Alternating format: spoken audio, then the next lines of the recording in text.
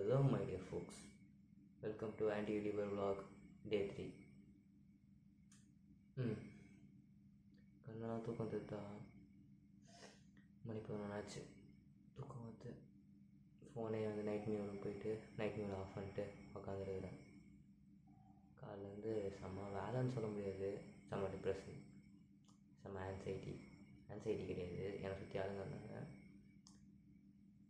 சுற்றி பிரச்சனை, ஒரு ஈவெண்ட் நடத்துறதுக்குள்ளே எவ்வளோ பிரச்சனை, எத்தனை பேர் சமாளித்து அவன் வச்சுக்கிறான்.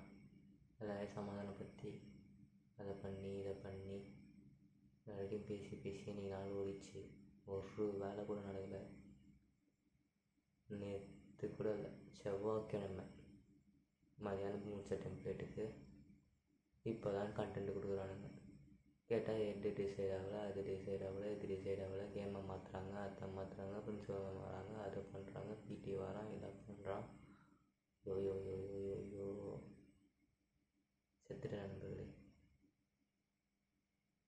என்னடா நேற்று போட்டு அதே சட்டையை போட்டு வந்து உட்காந்துருந்தேன். ஏறிங்க நேற்று பனியோடு சுற்றி வந்தேன். சரி வீடியோக்கு உட்காருமே, கொஞ்சம் மானத்தை மறைப்போம் என்று முன்னாடி அந்த சட்டை எடுத்து போட்டு வந்தேன். சரி அந்த சட்டையை வேஸ்ட் பண்ணான்னு சொல்லிட்டு அப்படியே வச்சுட்டேன். இன்றைக்கி அதை எடுத்து போட்டுக்கிறேன், அவ்வளோதான். அப்புறம் நீ பேசாமல் கண்டுட்டு நண்பர்கள், இதை பற்றி யோசிக்கல, இதெல்லாம் நடந்தது. கொஞ்ச நேரம் வந்துட்டு இருக்கிற டென்ஷன்லாம் போக்குறதுக்காக ஒரு 1/2 hour வீட்டுக்கு வந்து ஒரு 1/2 hour இன்ஸ்டாகிராமில் ஷார்ட்ஸ் அப்லோட் பண்ணியிருந்தேன். அப்புறம் உட்காந்து விஜய் சேது விலாக்ஸ் பார்த்தேன். ஒரு போச்சு 2-2.5 மணி நேரம், 2 மணி நேரம் இல்லை, 1.5 மணி நேரம், 2 மணி நேரம் அவ்வளோதான் இருக்கும். 4 வீடியோ பெண்டிங் இருந்து இந்த சிசிடிவி சீரீஸ் முடிச்சிட்டேன். நல்லா இருந்தது. ஓகே, பழைய இது இருக்கிறது இன்ஸ்டாகிராமில் ஃபேக் ஐடி சீரீஸ் அந்தளவுக்குலாம் இல்லை. ஓகே, நல்லா இருந்தது. அப்புறம்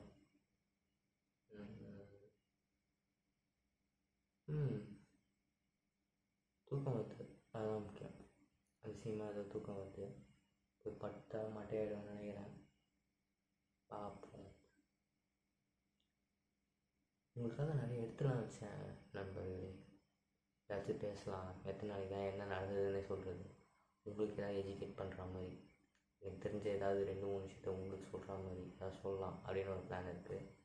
இன்றைக்கி ஏறலாம்னு நினச்சேன், பட் இருந்த மைண்ட் ஃபக்குக்கு எடுக்க முடியல.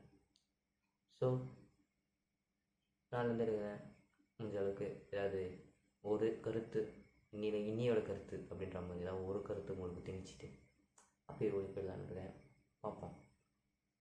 சின்னதாக ஏதாவது ஒரு கருத்தா இன்றைக்கி சொல்லலான்னு பார்த்தா இப்போதைக்கு கண்மாடி கூட இல்லை இல்லையா சொல்கிறதுக்கு. சரி, இது வந்து இருக்கு ஈவினிங் மேக்ஸ் பென். இந்த ஈவினிங் மேக்ஸ் பென் பற்றி ஒரு கதை சொல்லிட்டா, எங்கள் வீட்டில் வந்துட்டு இந்த பெண்ணை வாங்கி வைப்பாங்க. எங்கள் அண்ணன் வாங்குவோம் 10 ரூபா பெண்ணு, ஒரு பாக்கெட்டை வாங்கி வச்சுருவோம் 100 ரூபாய்க்கு. நான் வந்துட்டு என்ன பண்ணுவேன்னா, 10வது படிக்கும்போதே நாங்களாம் அப்படின்னு காட்டுறதுக்கு இந்த பேனாவை தான் தூக்கின்னு போய் டியூஷனில் வந்துட்டு ஆக்சுவலாக பார்த்திங்கன்னா டியூஷன்லேயே வந்துட்டு 6 பேர் தான் இருப்போம். ஓகேவா, 3 பசங்க 3 பொண்ணுங்க. அதுலேயும் வந்து பர்ஃபெக்ட்லி பேலன்ஸ்டாக தான் இருப்போம். 3 பசங்க 7 பேர் இருப்போம், கரெக்டு. 4 பொண்ணுங்க 3 பசங்க இருப்போம். 10th மொத்த 10th அவ்வளோதான், 7 பேர் தான் இருப்போம். நாங்கள் 3 பேர் அப்போவே அப்படி, அந்த 4 பேர் அப்போவே இப்படி. அதில் வந்து ஒரு பொண்ணு மட்டும் ஆர்டோவில் அவுட்டு. என்னென்னு பார்த்தீங்கன்னா அது வந்து சிபிஎஸ்சியில் மெட்ரிக். ஸோ அது கொஞ்சம் தனியாக படிக்கும். மெட்ரிக் அதெல்லாம் ஒன்றா தான் படிப்பாங்க. ஆனால் அது என்னமோ தனியாக படிச்சுன்னு அப்போ அந்த அறிவுலாம் இல்லை, என்ன படிச்சதுன்னு கூட தெரியாது எனக்கு. அந்த பார்க்க நல்லாயிருக்கும், அது ஒரு விஷயம். அந்த பொண்ணு நான் அதுவும் இல்லாமல் வந்துட்டு என் கூட 2 பேர் இருப்பாங்க. ஒருத்தர் நல்லா வெள்ளை ஒன்று இருப்பான், இன்னொருத்தர் வந்து ஹைட்டாக காது பின்னாடி ஒரு கட்டி வச்சு அந்த கட்டியை ஆப்ரேஷன் பண்ணிட்டு கொஞ்சம் ஓரளவுக்கு அப்படி இருப்பான்.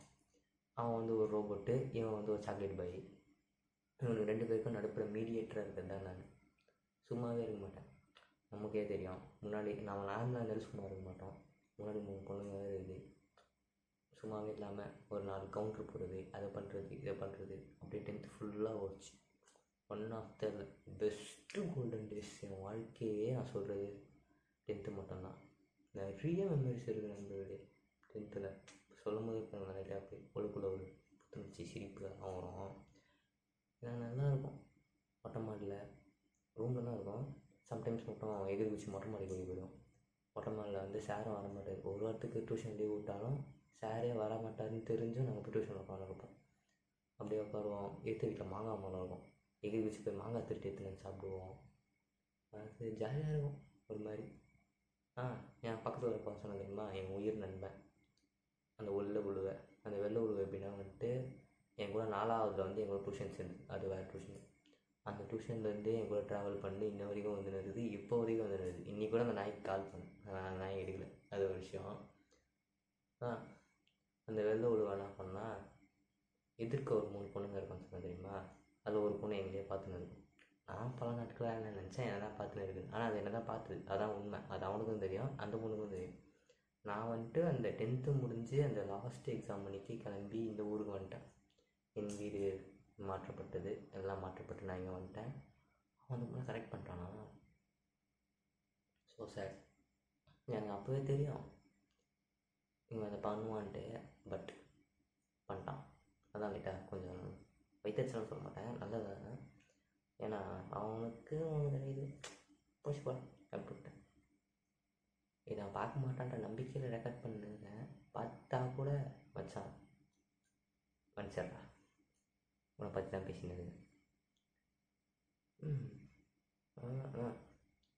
எப்படி ஒரு பேனை வச்சு என் 10th வாழ்க்கைக்கு போய் 10th வாழ்க்கையிலேருந்து சமையல் வாழ்க்கைக்கு போய் அவன் வாழ்க்கையில் போய்ட்டு ஒரு கோல் விளையாட்டு வந்துட்டோம்னா அவ்வளோதான். எவ்வளோ நேரம் தெரில. இந்த கொசுவத்தி ஒன்று இருக்குது நண்பர்களே, 10 ரூபா கொசுவத்தியா, 12 ரூபா. அது நல்லா இருக்குது.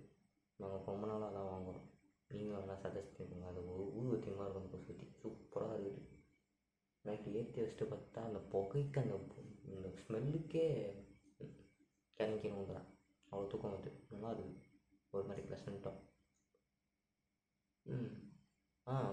அப்புறம் கொஞ்சம் நம்ம சேனலை கொஞ்சம் அப்கிரேட் பண்ணலாம். யாருமே பார்க்குறது இல்லைன்னு தெரியும், இருந்தாலும் கொஞ்சம் அப்கிரேட் பண்ணலாமே அப்படின்ற ஒரு ஞாபகத்தில் வந்துட்டு எங்கள் அண்ணன் வந்துட்டு ஒரு மைக்கு வாங்கி வச்சான். அவங்க காலத்தில் அவங்க யூடியூப் வீடியோ போட்டிருந்தான். எப்போனா அவங்க 11th 12th college 2nd 3rd அந்த டைமில். அப்போது ஒரு மைக்கு வாங்கினா இதுக்கப்புறம் வீடியோ பண்ணால் மைக்கில் தான் பண்ணுவேன் அப்படின்ட்டு ஒன்று வாங்கினான். அந்த மைக் எடுத்து சொருவி ரெக்கார்ட்லாம் பண்ணி ட்ரை பண்ணேன். பட் ஆனால் வந்துட்டு ஒரே ஃபோனில் ட்ரை பண்ண முடியல. வேறு ஃபோனில் அரேஞ்ச் பண்ணோம். எந்த பழைய ஃபோனும் பார்த்திங்கன்னா வந்து டச்சு செத்து போச்சு. டச்சு தொட்டால் ஒர்க்கே ஆகலை. அதில் போட்டு சொருவி ரெக்கார்ட் பண்ணலான்னு பார்த்தா அதுக்கும் வாய்ப்பு இல்லை. ஸோ பார்க்கலாம், ஏதாவது ஒரு ஃபோன் ரெடி பண்ணுறேன். அது ரெடி பண்ணி ஆடியோ இனிமேல் அதில் வரும், கிளியராக இருக்கும் வாய்ஸு.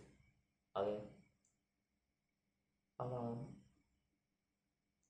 இப்போதைக்கு யாரும் இந்த வீடியோலாம் பார்க்க மாட்டீங்கன்னு தெரியும். யாரும் பார்க்கணுன்னு அவசியமும் இல்லை, பட் பார்க்க மாட்டீங்கன்னு தெரியும். சப்போஸ் வாழ்க்கையில் நான் இந்த யாக வந்து ஒரு பல வருடங்களுக்கு கண்டினியூ பண்ணி எனக்குன்னு ஒரு கல்ட்டு, ஓகேவா, அந்த கல்ட்டு ஃபார்ம் மாதிரி ஒரு ரொம்பலாம் வேணும், ஒரு 40-50 பேர் போதும். அவன் யூடியூப்பில் பேருன்ற அது 2 மில்லியன் 3 மில்லியன் சுற்றினான். நான் அதெல்லாம் கேட்குறேன். ஒரு 50 பேர் எனக்கு என் வீடியோ பார்க்கறதுக்கு இருந்தீங்கன்னா போதும். அவங்க கூட நான் ஜாலியாக அவங்க வந்துட்டு என் பின்னாடி வீடியோலாம் பார்க்கும்போது இதெல்லாம் என் வரலாறுல வரும்னு ஒரு நம்பிக்கை இருக்குது. பார்ப்போம் வருதான்னு. ஓகே சரி, 5 நிமிஷம் ஆயிருக்குமா? ஆயிருந்தான் நினைக்கிறேன். ஏன்னா இது நல்லா இருக்குது நண்பர்களே. எனக்கு உங்களை விட்டு போகிறதுக்கு மனசே இல்லை. உங்கள்கிட்ட போய் பேசிக்கிட்டே இருக்கலாம் போல இருக்குது. ஏன்னா ரொம்ப நாளாக வந்துட்டு யார்கிட்டையும் பேசாது. நான் வந்து நிறைய பேசுவேன் எப்படின்னா, ஆனால் இப்போ பேசுறதுலாம் வந்துட்டு ஒரு மாதிரி பாயிண்ட்ஃபுல்லாக இருக்க மாதிரி ஃபீல் ஆகுது. நான் கொஞ்சம் வளருவாகி, ஆனால் இப்போ பேசுகிறது ரொம்ப பாயிண்ட்ஃபுல்லாக பேசுகிற மாதிரி இருக்குது. யாருக்கிட்டே எப்படி பேசணும், இவங்ககிட்ட இவ்வளோ தான் பேசணும், இவங்ககிட்ட இவ்வளோ தான் ஷேர் பண்ணணும், இது மாதிரி இது பண்ணக்கூடாது அப்படின்னு எனக்குள்ளேயே ஒரு ரெஸ்ட்ரிக்ஷன் வச்சு, காரணம் சோஷியல், இவங்ககிட்ட ரொம்ப ஷேர் பண்ண போய் வாசல் அவனே இவ்வளோ பெரிய கத்தி எடுத்து கச்சிக்கணுங்கிறத பற்றிட்டானா வாய்ப்பு இருக்குது. சுற்றி இருக்கவங்களாம் வாங்குறான் பார்க்குறேன். அதனால தான் யார்கிட்டையும் பேச ஷேர் பண்ணுறதில்ல. அதனாலே நிறைய விஷயம் எனக்குள்ளேயே இருக்குது. ஸோ உங்கள்கிட்ட வந்து யாருன்னே தெரில நீங்களாம், இருந்தாலும் உங்கள்கிட்ட வந்து இந்த மாதிரி புலம்பிட்டு அப்படியே மைண்டில் தோன்றதை பேசிட்டு ஏதாவது ஒன்று பண்ணிவிட்டு போகிறது, விச் இஸ் ரியலி குட். இது அவங்க பேர் நினைப்பா பொட்டேட்டோ ஃபிஷ், அவங்க மாதிரி நல்லா இருக்குது.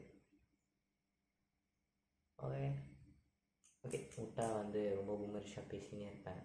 கொஞ்சம் சரக்கு சேர்த்து வைக்கிறேன். அடுத்து இன்னும் ஒரு பல வருடங்களுக்கு இது பண்ணணும். ஸோ சேர்த்து வைக்கிறேன். அதே மாதிரி முடிஞ்ச அளவுக்கு வந்து மைக்கை ரெடி பண்ணிட்டு மைக்லேயே வந்து இதுக்கப்புறம் பேச ட்ரை பண்ணுறேன். ஓகே, அப்புறம் ஏதாவது ஒரு கண்டென்ட் டெய்லி சும்மா ஒரு 3 நிமிஷம் 4 நிமிஷம் எதையாவது ஒன்று படிச்சுட்டு வந்தேன்னா அதை பற்றி நானாக என்னோடய ஃபோன் ஸ்டூடியோலாம் போட்டு எனக்கு தெரிஞ்சது, இதுக்கு முன்னாடி படித்தது, என் வாழ்க்கையில் சிறப்படி வாங்குது, அது எல்லாத்தையும் சேர்த்து சொல்கிறதுக்கு ஈஸியாக இருக்கும். ஸோ உங்களுக்காக ஏதாவது ஒன்று படிக்கிறேன், உங்களுக்காக நான் ஏதாவது பண்ணுற மாதிரியும் இருக்கும்.